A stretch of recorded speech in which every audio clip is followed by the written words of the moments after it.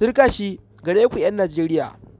Bola Ahmed Tinubu shugaban ƙasar Najeriya ya ba da umarni akan cewa man fetur ya dawo yadda yake da sakamakon wani hali da 'yan Najeriya suka tsinci kansu a cikin tsadar man fetur.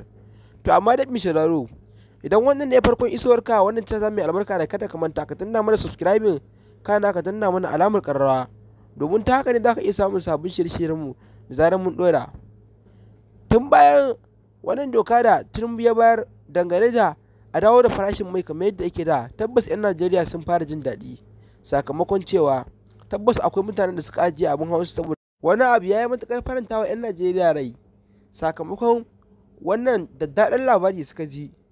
A gaskiya tabbas Bola Ahmed Tinubu tabbas da gaske yake wajen ɗauko gyaran Najeriya, tabbas yana shige da fice domin ganin cewa tabbas Najeriya ta wadatu da abubuwa da dama na bajinta.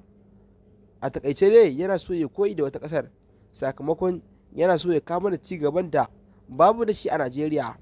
To amma dai Bola Ahmed Tinubu tabbas kowa ya san shi, tabbas ya san cewa tabbas mutum ne wanda yake cewa insha Allahu zai yi wa al'umma abin da suke so.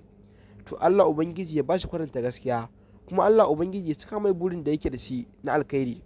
To tun bayan jin wannan umarni da Tinubu ya bayar, tabbas wannan abu tabbas ya yi matuƙar daɗaɗawa 'yan Najeriya sakamakon wannan man fetur da zai dawo yadda yake da.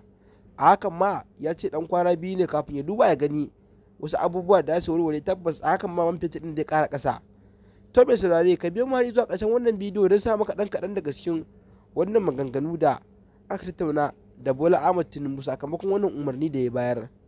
To amma dai mai saurare muna ƙara tunawa idan wannan ne farkon isowar ka a wannan channel ta mai albarka da kada ka manta ka danna mana subscribing kana ka danna mana alamar kararrawa domin ta haka ne za ka iya samun sabbin bidiyoyin mu da zarar mun dora. Godiya muke mai saurare.